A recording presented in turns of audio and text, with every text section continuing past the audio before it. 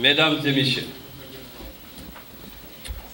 le 24 février 2019 s'est tenue au Sénégal une élection présidentielle historique de par les forces en compétition, mais également parce qu'elle est fondatrice d'une autre idée de la politique sénégalaise. Mais le marqueur historique de cette présidentielle a été le boycott du premier parti d'opposition légal au Sénégal, qui, depuis l'avènement du multipartisme au Sénégal, a participé à toutes les élections présidentielles, quelles que furent les imperfections et les manquements.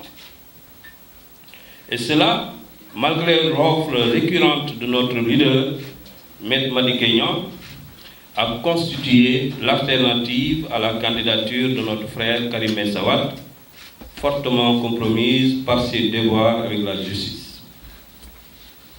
En portant cette candidature de refus et de défi, Maître Madické Niang a commis un crime de lèse-majesté aux yeux de nos frères de parti. Tant la volonté de ne pas participer était manifeste et la détermination à boycotter irréversible.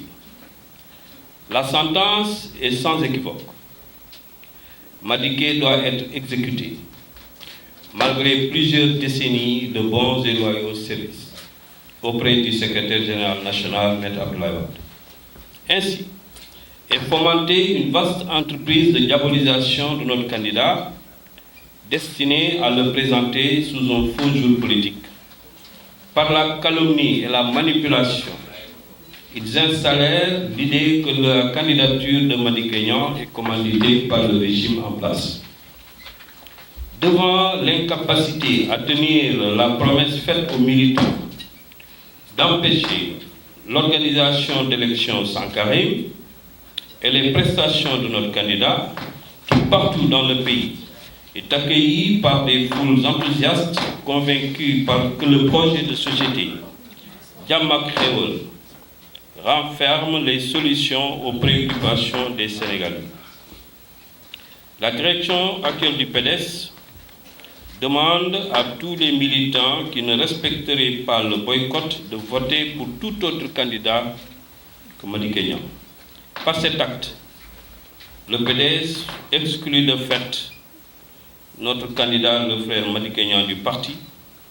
Si on y ajoute la non-convocation aux instances du PDS, dont nous sommes tous victimes, ainsi que son exfiltration du groupe parlementaire par le secrétaire général adjoint, qui, recevant les députés, leur dit ceci. Considérez que vous êtes maintenant 18, Madické n'est plus des nôtres.